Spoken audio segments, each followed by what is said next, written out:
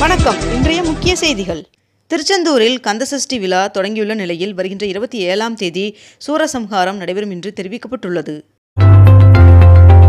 கனமழையின் காரணமாக தருமபுரியில் உள்ள பள்ளிகளுக்கு மட்டும் நாளை விடுமுறை அறிவிக்கப்பட்டுள்ளது.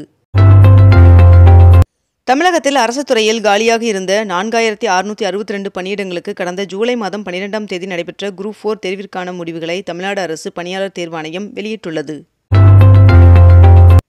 Chennai Guindy race course club நிலத்தில் மழைநீர் சேமிப்பு குளங்கள் அமைத்தல் உள்ளிட்ட திட்டங்களை அரசு தொடர்ந்து மேற்கொள்ளலாம் என்று உயர்நீதிமன்றம் அறிவித்துள்ளது. 22 கேரட் ஆபண தங்கத்தின் விலை சவரனுக்கு ஒரே நாளில் 3680 ரூபாய் குறைந்து ஒரு சவரன் 92,320 ரூபாயாகவும் 1 கிராம் 11,540 ரூபாய்க்கும் விற்பனை செய்யப்பட்டு வருகிறது. இதனைத் தொடர்ந்து 1 கிராம் வெள்ளியின் விலை கிராமிற்கு 5 ரூபாய் குறைந்து 1 கிராம் வெள்ளி 175 ரூபாய்க்கு விற்பனை செய்யப்பட்டு வருகிறது. வங்கக்கடலில் உருவான ஆழ்ந்த காற்றழுத்த தாழ்வு பகுதி காற்றழுத்த தாழ்வு மண்டலமாக வலுவடைய வாய்ப்பு இல்லை என்று வானிலை ஆய்வு மையம் தகவல் தெரிவித்துள்ளது. அமெரிக்க அதிபர் டொனால்ட் ட்ரம்ப் அவர்கள் தீபாவளி அன்று பிரதமர் நரேந்திர மோடி அவர்களுக்கு தீபாவளி வாழ்த்து தெரிவித்துள்ளார்.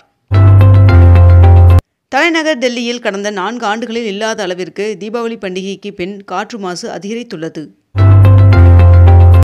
மத்திய உள்துறை அமைச்சர் அமித்ஷா அவர்களின் பிறந்தநாளை முன்னிட்டு பிரதமர் நரேந்திர மோடி அவர்கள் உள்ளிட்ட அரசியல் கட்சி தலைவர்கள் வாழ்த்து தெரிவித்துள்ளனர். தமிழகத்தில் நாளை சென்னை, செங்கல்பட்டு, திருவள்ளூர், காஞ்சிபுரம், ராணிப்பேட்டை ஆகிய மாவட்டங்களில் ஒரு சில இடங்களில் கனமுதல் மிக கனமழை பெய்ய வாய்ப்புள்ளதாகவும், வேலூர், திருப்பத்தூர், திருவண்ணாமலை, விழுப்புரம், கள்ளக்குறிச்சி, கடலூர் ஆகிய மாவட்டங்கள் மற்றும் புதுச்சேரியில் ஒரு சில இடங்களில் கனமழை பெய்ய வாய்ப்புள்ளதாகவும் வானிலை மையம் தகவல் தெரிவித்துள்ளது. குடியரசுத் தலைவர் திரௌபதி முர்மு அவர்கள் இருமுடி கட்டி சபரிமலை ஐயப்பன் சுவாமி கோவிலில் 18ஆம் படி ஏறி ஐயப்பனை தரிசனம் செய்தார்.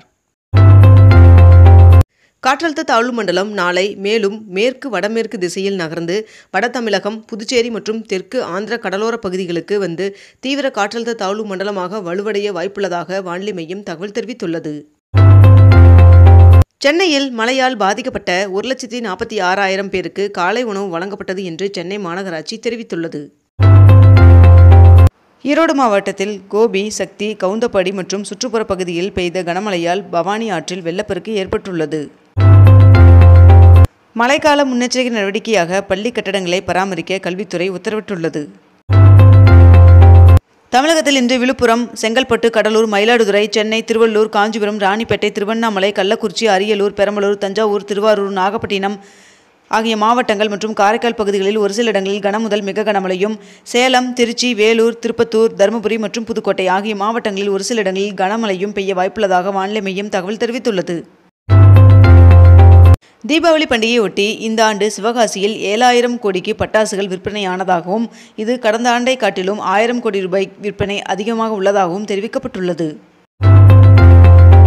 தீபாவளி பண்டிகையொட்டி 6 லட்சம் கோடி ரூபாய்க்கு இந்தியாவில் தயாரிக்கப்பட்ட பொருட்களை மக்கள் வாங்கியதாக தகவல் தெரிவிக்கப்பட்டுள்ளது. ஒகேனக்கல் காவிரி ஆற்றின் தண்ணீர் வரத்து வினாடிக்கு 32,000 கனஅடியாக அதிகரித்துள்ளது. வடகிழக்கு பருவமழை தொடங்கியுள்ள நிலையில் 12 மாவட்டங்களுக்கு சிறப்பு அதிகாரிகளை முதலமைச்சர் மு.க.ஸ்டாலின் அவர்கள் நியமித்து உத்தரவிட்டுள்ளார். காவலர் வீரவணக்க நாள் விழாவில் 175 பேருக்கு பணி நியமன ஆணைகளை முதலமைச்சர் மு.க.ஸ்டாலின் அவர்கள் வழங்கினார். குடியரசுத் தலைவர் திரௌபதி முர்மு அவர்கள் இன்று முதல் வருகின்ற 24ஆம் தேதி வரை கேரளாவிற்கு பயணம் மேற்கொள்ள உள்ளார். சென்னையில் 60 மெட்ரிக் டன் பட்டாசு கழிவுகள் அகற்றப்பட்டுள்ளதாக சென்னை மாநகராட்சி நிர்வாகம் தகவல் தெரிவித்துள்ளது. ஒகேனக்கல் காவிரி ஆற்றில் நீர்வரத்து வினாடிக்கு 24,000 கனஅடியாக அதிகரித்துள்ளது. சென்னை ஓபன் மகளிர் சர்வதேச சென்னை சாம்பியன்ஷிப் போட்டி வருகின்ற அக்டோபர் 27ஆம் தேதி துவங்கப்பட உள்ளதாக தெரிவிக்கப்பட்டுள்ளது. பிரதமர் நரேந்திர மோடி அவர்கள் கோவா கடற்கரையில் விக்ராந்த் INS கடற்படை கப்பலில் தீபாவளியை கொண்டாடினார். தீபாவளி பண்டிகையொட்டி நாடு முழுவதும் 7,000 கோடிக்கு பட்டாசுகள் விற்பனை செய்யப்பட்டுள்ளது. நாதாகா சார்பில் மேட்டூரில் வீரப்பன் மகள் போட்டியிட உள்ளதாக சீமான் அவர்கள் அறிவித்துள்ளார். தீபாவளி பண்டிகையை முன்னிட்டு நெல்லை, சென்னை இடையே மேற்கண்ட இந்த தேதிகளில் சிறப்பு ரயில் இயக்கப்பட உள்ளதாக தெரிவிக்கப்பட்டுள்ளது. தீபாவளி கொண்டாட்டத்திற்கு மத்தியில் டெல்லியில் காற்றின் தரம் மிகவும் மோசமான நிலையை எட்டியுள்ளதாக மாசு கட்டுப்பாட்டு வாரியம் தகவல் தெரிவித்துள்ளது. வைகை அணையில் உபரி நீர் வெளியேற்றம் அதிகரித்துள்ளது. மதுரா கோவிலின் கருவூல அறை 54 ஆண்டுகளுக்கு பிறகு திறக்கப்பட்டுள்ளது. அயோத்திக்கு 6 மாதங்களில் மட்டும் சுமார் 23 கோடிக்கும் அதிகமான பக்தர்கள் வருகை தந்துள்ளதாக தகவல் தெரிவிக்கப்பட்டுள்ளது. தீபாவளி பண்டிகையொட்டி தமிழ்நாட்டில் 7,94,000 பேர் தங்கள் சொந்த ஊர்களுக்கு பயணம் செய்துள்ளதாக போக்குவரத்துறை தெரிவித்துள்ளது. திருச்சியில் உலகத்தரத்தில் உருவாக்கக்கூடிய பெரியார் உலகத்திற்கு 1,70,00,000 ரூபாய் நிதியை முதலமைச்சர் மு க ஸ்டாலின் அவர்கள் வழங்கினார்.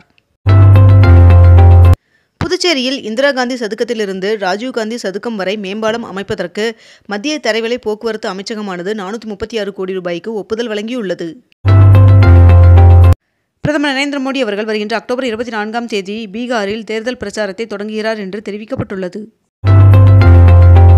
நலம் காக்கும் ஸ்டாலின் திட்ட முகாமில் இதுவரை 5,91,455 பேர் பயன்பெற்றுள்ளனர் என்று மருத்துவ மற்றும் மக்கள் நல்வாழ்வுத்துறை அமைச்சர் மா. சுப்பிரமணியன் அவர்கள் தெரிவித்துள்ளார். வடகிழக்கு பருவமழையை ஒட்டி தமிழகத்தில் மேற்கொள்ளப்பட்டுள்ள முன்னெச்சரிக்கை நடவடிக்கை குறித்து முதலமைச்சர் மு க ஸ்டாலின் அவர்கள் நேற்று மாலை ஆய்வு மேற்கொண்டார். தமிழ்நாட்டில் வடகிழக்கு பருவமழை தீவிரமடைந்துள்ளது என்று வானிலை ஆய்வு மையம் தகவல் தெரிவித்துள்ளது.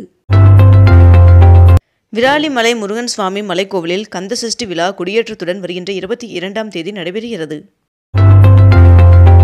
அதிக செயற்கைக்கோள்கள் அனுப்பப்பட்டதால் வானிலையின் தகவல் துல்லியமாக கிடைக்கிறது என்று இஸ்ரோ தலைவர் நாராயணன் அவர்கள் தகவல் தெரிவித்துள்ளார்.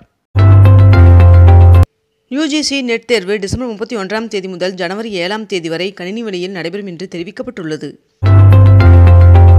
சென்னை ஸ்டான்லி மருத்துவக் கல்லூரியில் மருத்துவம் சார்ந்த சான்றிதழ் பாடப்பிரிவுகளில் நேரடி மாணவர் சேர்க்கை மூலம் பயில வருகின்ற 14ஆம் தேதி வரை விண்ணப்பிக்கலாம் என்று தெரிவிக்கப்பட்டுள்ளது.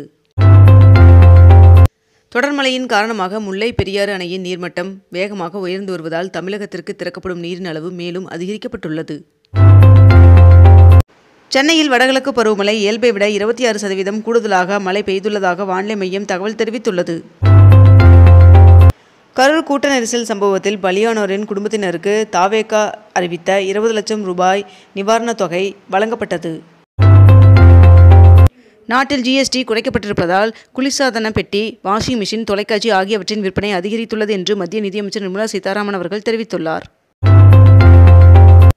கடந்த 2 நாட்களில் கிளாம்பாக்கம் பேருந்து நிலையத்திலிருந்து 3,56,000 பேர் சொந்த ஊர்களுக்கு பயணம் செய்துள்ளனர் என்று போக்குவரத்துறை அமைச்சர் சிவசங்கர் அவர்கள் தெரிவித்துள்ளார். வருகின்ற 28ஆம் தேதியன்று திமுக நிர்வாகிகளுக்கு தேர்தல் பயிற்சி வழங்கப்பட உள்ளதாக திமுக பொதுச் செயலாளரும் அமைச்சருமான துரைமுருகன் அவர்கள் தெரிவித்துள்ளார். இத்துடன் இன்றைய தலைப்புச் செய்திகள் நிறைவடைகின்றன. மேலும் இதுபோன்ற அண்மை தகவல்களை உடனுக்குடன் தெரிந்து கொள்ள நமது அக்னிபூ சேனலை சப்ஸ்கிரைப் செய்து கொண்டு தொடர்ந்து இணைந்திருங்கள். நன்றி, வணக்கம்.